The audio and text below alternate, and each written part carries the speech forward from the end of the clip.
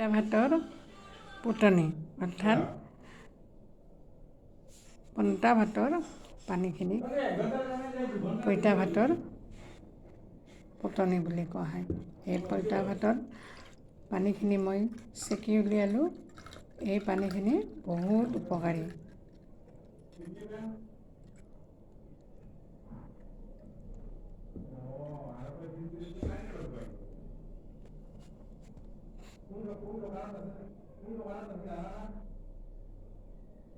সিজোৱা ভাতখিনি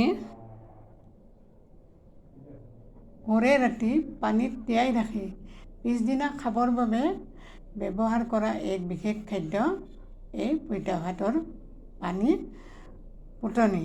পঁইতা ভাতৰ পানীখিনিক ফুটনি বুলি কোৱা হয়। পঁইতা ভাত তাম্ৰচিক খাদ্য। পঁইতা ভাতৰ বহুতো উপকাৰ আছে। পঁইতা ভাতত প্ৰ'টিন, কোলাজেন তৈয়াৰ কৰাত সহায় কৰে। কোলাজেনে ছালৰ সংকোচন সম্প্ৰসাৰণ প্ৰক্ৰিয়াত সহায় কৰে। উখোৱা চাউলৰ পঁইতা ভাতত অধিক পৰিমাণে পটাছিয়াম থাকে। পটাছিয়াম অধিক মাত্ৰাত থকা খাদ্যৰ দ্বাৰা মানুহৰ ৰক্তচাপ নিয়ন্ত্ৰণ হয় বুলি পৰীক্ষা কৰা হৈছে।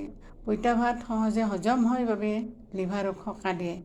কোষ্ঠকাঠিন্য দূৰ কৰাত সহায় কৰে। কেলৰি, চৰ্বি বৃদ্ধি নহয়। এই পঁইতা ভাতক বিভিন্ন ঠাইত বিভিন্ন নামেৰে জনা যায়। কি কয়? কজি ৰাইচ বুলি কয় সাধাৰণতে ইংৰাজীত, আৰু নামনি অসমত পান্তা ভাত বুলি কয়, উজনি অসমত পঁইতা ভাত বুলি কয়।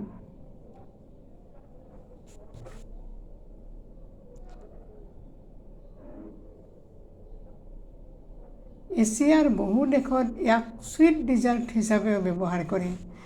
চীনত ইয়াৰ নাম নিউজিয়াং, তামিলনাডুত পাইহাজা চৰু, কেৰেলাত পাঝাম কাঞ্জি, ছত্তীশগড়ত পখালা ভাত, উৰিষ্যাত পখালো বুলি জনা যায়।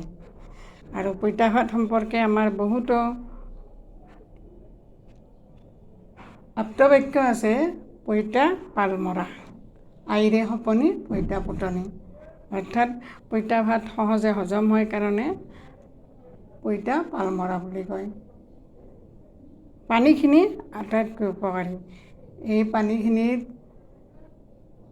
যথেষ্ট পৰিমাণে কি থাকে মই সেইটো আগতে উল্লেখ কৰিলোঁ। ফুটনি, পঁইতা ভাতৰ ফুটনি। ফুটনিৰ অৰ্থ হ'ল ইংৰাজীত কয় the water in which the boiled rice prepared kept for a subsequent meal. এই পানীখিনি খালে আমাৰ পেট ঠাণ্ডা ৰাখে।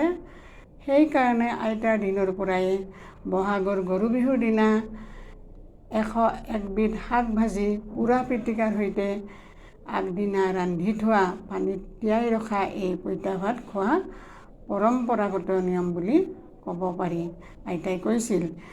আৰু এটা কথা, এই পঁইতা ভাতখিনি 12 ঘণ্টাতকৈ অধিক পানীত তিয়াই থ'ব নালাগে।